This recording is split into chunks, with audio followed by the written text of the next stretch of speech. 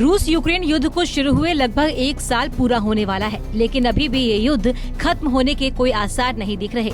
रूस लगातार यूक्रेन पर बम बरसा रहा है। दूसरी ओर रूस को रोकने के यूक्रेन पश्चिमी देशों से लगातार आधुनिक हथियारों की डिमांड कर रहा है।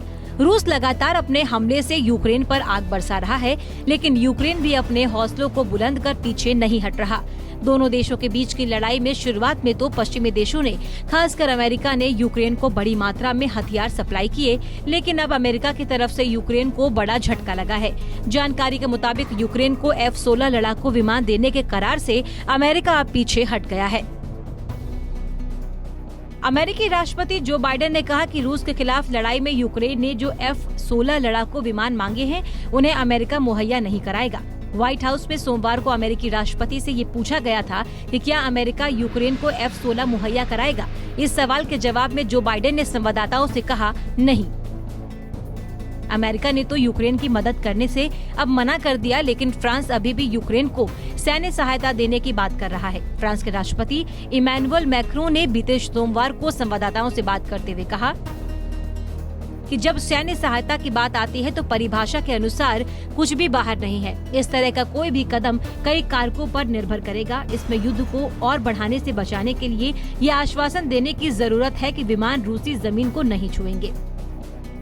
बाइडेन से पहले जर्मनी ने भी अपने फाइटर जेट्स यूक्रेन को भेजने से साफ इनकार कर दिया था। यूक्रेन को अमेरिका के इस फैसले से काफी निराशा हो सकती है। दरअसल पिछले हफ्ते लेपर्ड टैंक मिलने के बाद यूक्रेन के डिफेंस मिनिस्टर ने फाइटर जेट्स की मांग की थी। उन्होंने अमेरिका और पश्चिमी देशों के साथ मिलकर एक फाइटर जेट गठबंधन बनाने को कहा था, ताकि जंग का रुख बदला जा सके, लेकिन अब ऐसा कुछ होता नहीं दिख रहा, क्योंकि अमेरिका अपने करार से पीछे हट गया है। बीते रविवार 29 जनवरी को जर्मनी के चांसलर ओलाफ शोल्ज ने एक इंटरव्यू के दौरान कहा था कि टैक्स की मांग स्वीकार होने के तुरंत बाद यूक्रेन का फाइटर जेट्स मांगना गलत है। रूस से जंग सिर्फ यूक्रेन लड़ रहा है, नेटो नहीं। हम हथियार भेजकर युद्ध के दायरे को और नहीं बढ़ा सकते।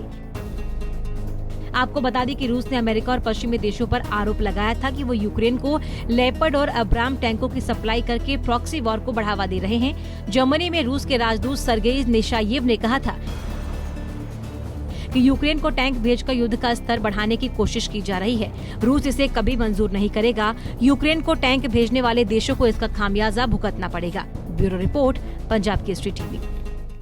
हमसे जुड़े रहने के लिए हमारे YouTube चैनल को सब्सक्राइब करें और नई वीडियो की नोटिफिकेशन के लिए बेल आइकॉन को दबाएं।